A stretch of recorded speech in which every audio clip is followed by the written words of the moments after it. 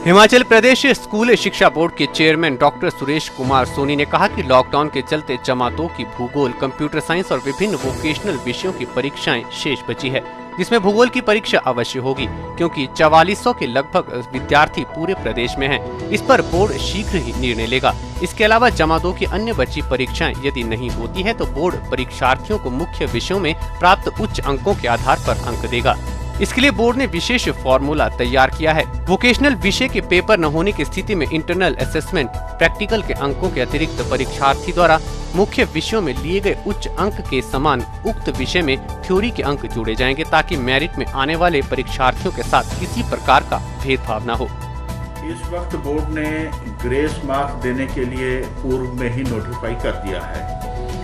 +2 के 4 विषयों में ग्रेस मार्क्स दिए गए हैं और मैट्रिक में 1 विषय में दिए गए हैं। +2 में biology, chemistry, accountancy, business study, इनके डिफरेंट सीरीज में ग्रेस मार्क्स दिए गए हैं और मैट्रिक में संस्कृत में दिए गए हैं। तो ये ग्रेस मार्क्स की व्यवस्था की है, पहले कर दी है और इस प्रकार का काम किया है। अभी हमारे FR जो लगने थे वो लगभग 11 लाख कापियों पे, उत्तर पुस्तिकाओं पे FR लगने हैं। ये काम संभवतः आज या कल पूरा हो जाएगा। 11 तारीख से पेपर देखने का काम शुरू हो जाएगा।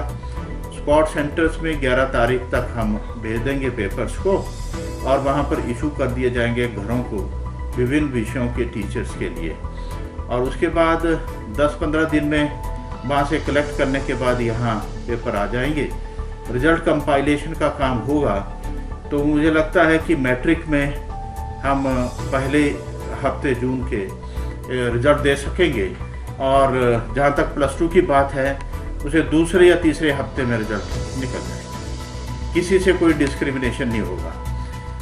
+2 की स्कीम ऑफ स्टडी में 5 विषय होते हैं। 4 जो हैं वो मुख्य विषय रहते हैं, 1 होता है ऑप्शनल या उसे इलेक्टिव भी कह सकते हैं। तो इलेक्टिव जो 5वां विषय है वो हम किसी का भी चेक नहीं करेंगे, तो उसमें जो हम नंबर लगाएंगे तो ये सभी बच्चों के हित में होगा। ऐसा हमने एक फार्मूला इजाद किया है और वो फार्मूला इस प्रकार से रहेगा कि इंटरनल असेसमेंट जो अध्यापकों के द्वारा नंबर दिए गए हैं, प्रैक्टिकल के अवार्ड्स जो उनके बच्चों के हैं उनको हम इंक्लूड करेंगे। केवल थ्योरी के पेपर में उस फार्मूले को लगाएंगे। वो थ्योरी के पेपर में इस प्रकार से लगाएंगे कि जो 4 विषयों में बच्चा अपीयर हुआ है और उन विषयों में जो बेस्ट स्कोर है बच्चे का, हाईएस्ट परसेंटेज है, उतना हम उस विषय में उसको दे देंगे जो इलेक्टिव है। तो ये बच्चे के हित में रहेगा, कोई मेरिट डिस्टर्ब नहीं होगी, सबके लिए समान फार्मूला लगेगा, कोई डिस्क्रिमिनेशन नहीं होगी। तो इस प्रकार हमने सोचा।